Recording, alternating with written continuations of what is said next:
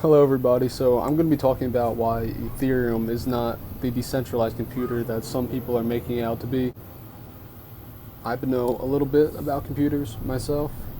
Not much, I'm not an expert, but I think I know a little more than the casual. So the way I see it is Ethereum is basically the thermostat of the currency world. And that's a good thing, but it's not a computer. It's like a controller, a microcontroller motherboard.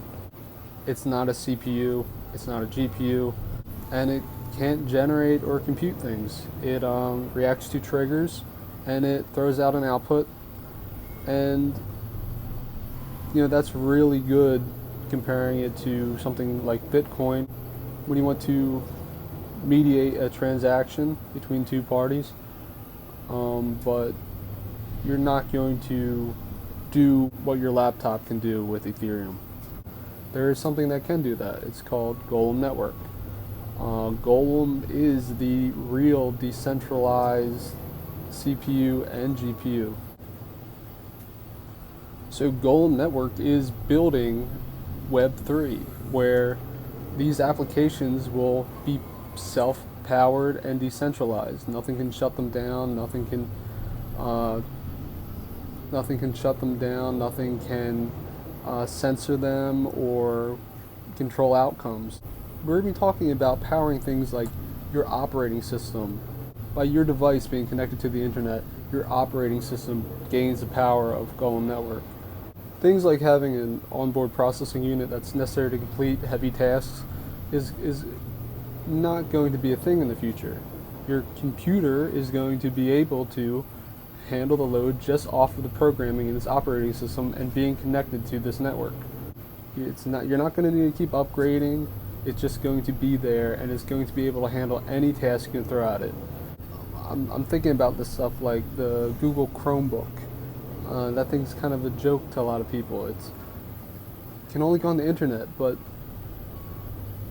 essentially that's all you're going to be doing in the future. You're going to be on the internet all the time. You're going to be connected to the internet, but the internet's going to be decentralized and secure. And through being connected to the internet, you will also gain the power of the internet. The internet will be self-sustaining, self-powered. Any apps you run, any programs you run will power themselves. And if they don't, the internet will power your computer to process the local applications. Like, this is Web3. People have so much currency tunnel vision these days, and that's only one part of it. Online transactions are huge,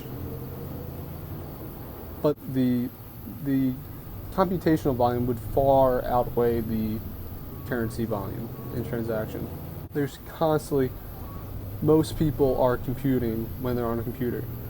There's always a program running, but there's not always a transaction taking place. Right now, a lot of things that are taking place off the internet are going to be taking place on the internet. And a lot of that is computational. Every time someone logs into their device, they're using computational power. But not every time are they buying something. This is how big the scale of things are with Golem. That's a big thing. When you're talking about Web3, it's all this stuff that is not happening on the internet currently is going to be on the internet and more. Anything computational is going to be decentralized and put through the entire internet. It's not going to be local, but it'll be secure. There's a computational race right now going on between the major tech companies in Silicon Valley. Who can create the best silicon? Who can create the best computer chip? Who's going to get to the next level? Faster, faster, faster, faster. Well, guess what? That's all going to stop. That's all going to be laughable, because you're going to be able to connect to the internet and power your device unimaginably faster than any of these other things could handle. You're going to connect to the internet simply, and your device will be, if the developers allow, your device will contain the network to power the entire system of the device, or you're going to be using applications that don't even need your CPU or your GPU because they'll be powered through the internet. Okay, and they won't need AWS or Google's cloud or any of this stuff to ask for permission or to moderate them or have this overarching control over the entire internet.